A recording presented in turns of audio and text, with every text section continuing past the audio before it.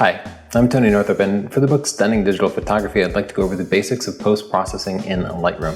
Lightroom is an app that can pull in all your photos from your camera or memory card, copy them to your computer, process them, whether they're in RAW or JPEG, and allow you to do basic photo processing that will cover 90% of what even a professional needs to do.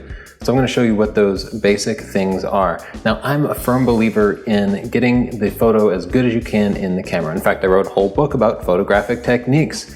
However, a shot isn't done until it's been edited a little bit. And a lot of photographic technique is examining your photos and fixing them in post. It's part of the learning cycle. When you go back and you adjust your white balance in post, you make a mental note that you got it wrong when you're taking the shot, and maybe next time you won't get it right.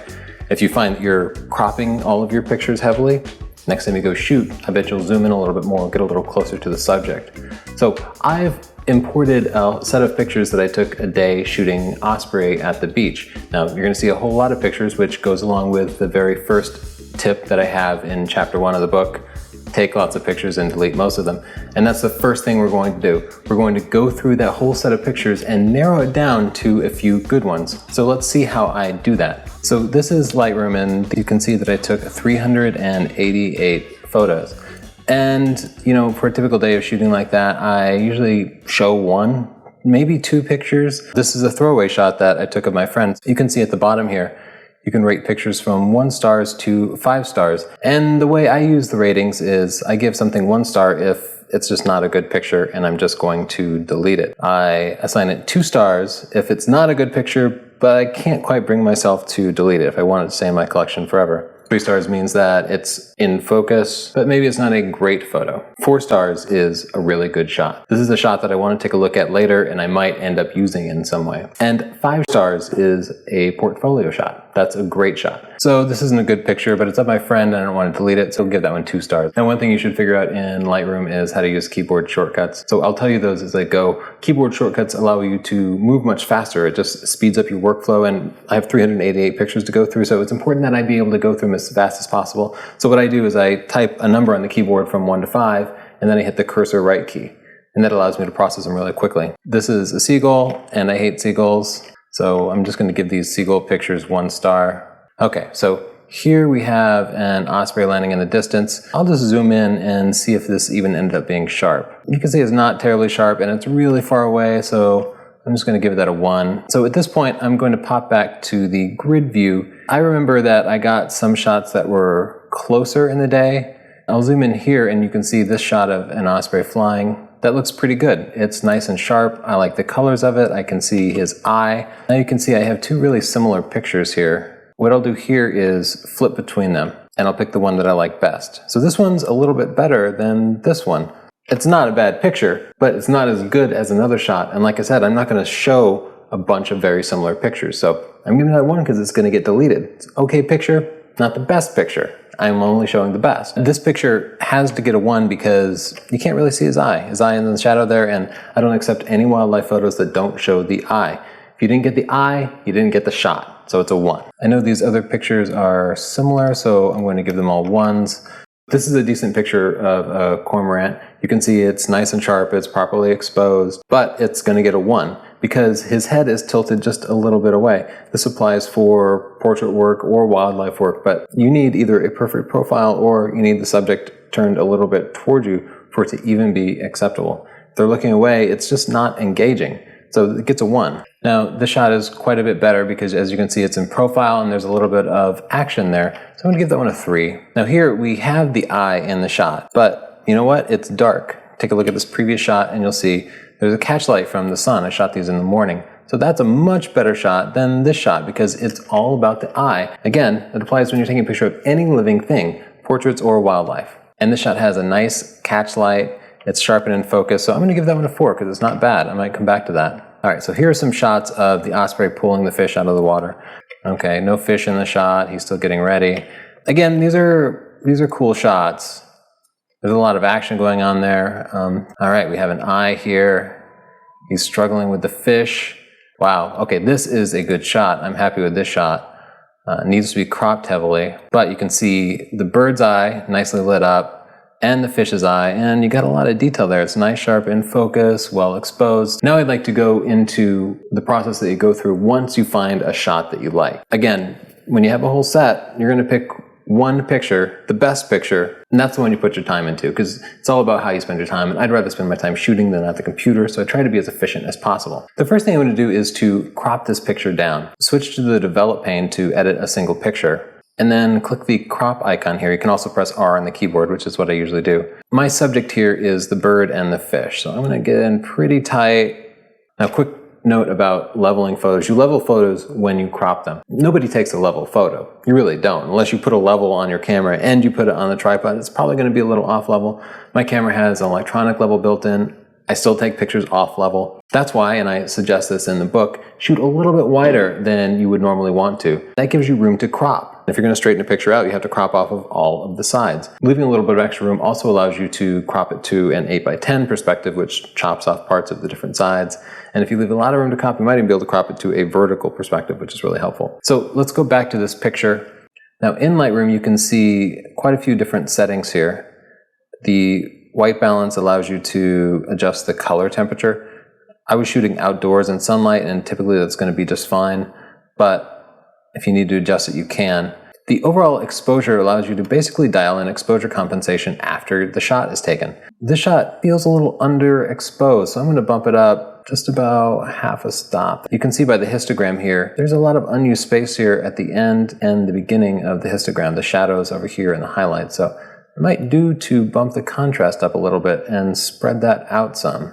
You can see the feathers here are a little burnt out. I don't like to completely lose detail in the feathers, but fortunately I shoot raw, so what I can do is go down and bring the highlights down just a little bit. There you go. So if you see here now, you can actually see some feather detail in there. It was blown out in the original picture, and if I'd shot in JPEG, it would have been lost forever. But through the magic of RAW, I'm able to recover it. I also feel like these feathers are interesting, but they're almost in shadow. They're really dark. So I'm going to raise the shadows up a little bit, get some more detail. That's another advantage to shooting raw. Whites clip the edge along the right of the histogram. They basically move everything to the right.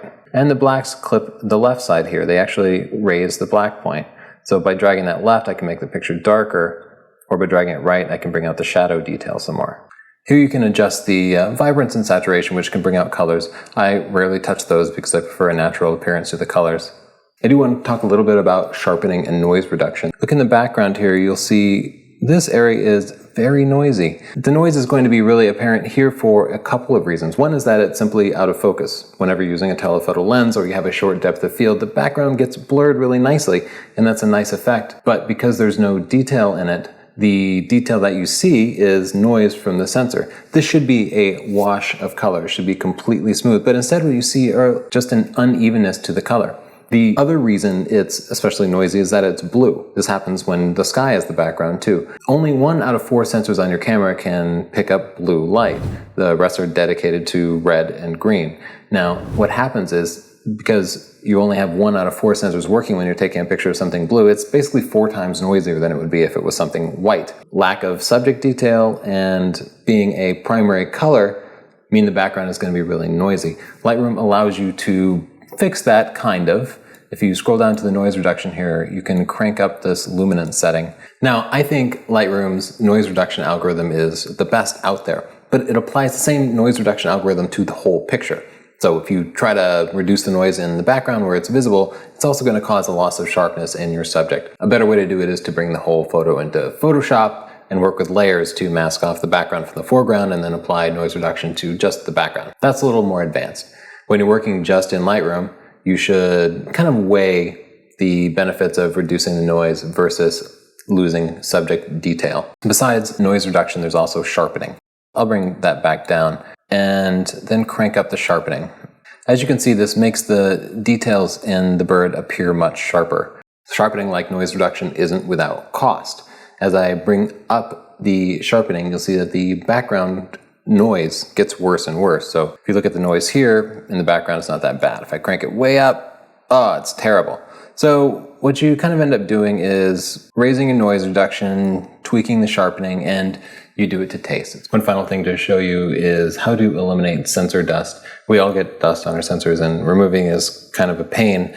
And sometimes you don't find out that you have dust on your sensor until after you've taken a good shot. You usually won't notice it in areas of detail, but you will notice it in areas where the background is blurred, especially on nice solid colors like a nice blue sky. So let's take a look at one of the pictures from that set that happens to have a nice blue sky. This is a decent picture of an osprey, but you'll notice up here, there's lots of sensor dust, especially around the corners. The spot removal tool here allows you to erase it. I'm going to use the wheel on my mouse to adjust the size of the spot removal tool and then just click it, and it goes away. Now I just have to repeat that process for every piece of dust on there. Now to easily pan around the screen, I'm holding down the space bar and that turns my cursor into a hand.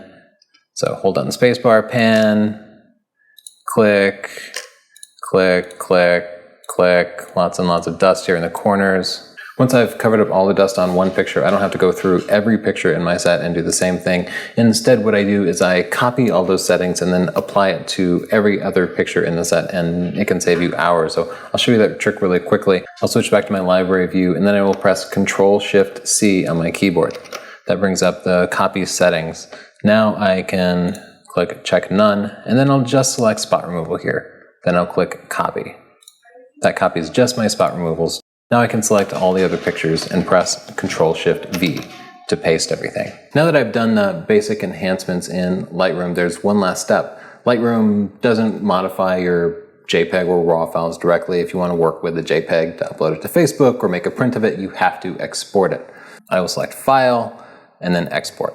Now if you check out that folder, you'll see a beautiful JPEG of the picture that you worked on. So I hope you'll check out Lightroom. Remember, if a picture is worthy of posting, it's worthy of editing.